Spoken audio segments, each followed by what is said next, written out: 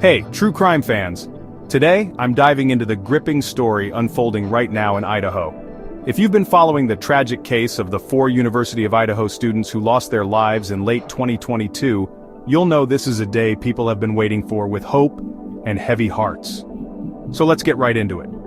It's July 23, 2025, and a pretrial hearing is underway in Latah County Court.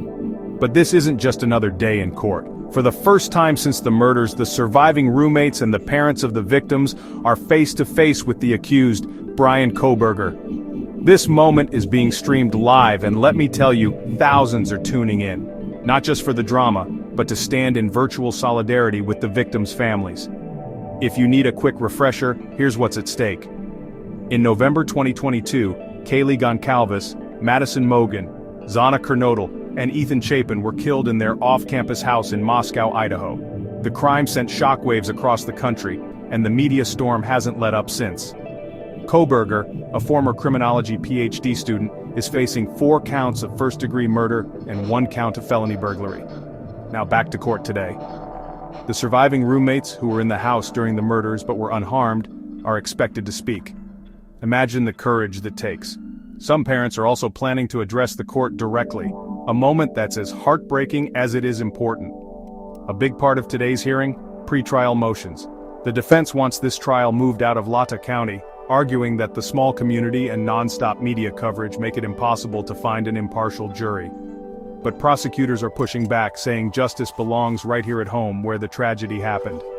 The judge hasn't made a decision on the venue change just yet, so everyone's waiting, holding their breath.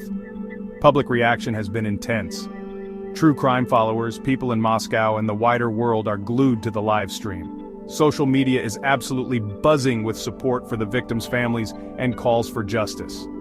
And even in this somber setting, there have been a couple of, let's say, human moments that cut through the tension. At one point, when the court's live stream glitched out, the judge quipped, "Even our internet is nervous today." Sometimes a little humor is the only way to breathe in a room that heavy. And one parent was spotted wearing a t-shirt that read, "Justice for the Vandal 4, a nod to the university's mascot, and a reminder that love and support can show up in the smallest details. Of course, beneath these moments is the real pain, the families, the friends, and the whole community living through something unimaginable. The prosecution is leaning hard on DNA evidence and cell phone data, while the defense is picking apart every detail, challenging the science and the story. Kohberger pleaded not guilty, and as it stands, there's still no trial date. So, what's next? The judge will decide soon on those key motions, especially about where the trial will actually happen. When it does begin, expect it to be one of Idaho's most closely watched cases. Weeks of testimony, evidence, and hopefully, some answers. For now, I'm just one of thousands watching from the outside, hoping the families feel the support that's pouring in from across the country. Sometimes justice moves slowly, but the world is watching and waiting for accountability, closure, and maybe just a little bit of peace. Stay tuned for more updates, and as always, hug your loved ones a little tighter tonight. Thanks for watching.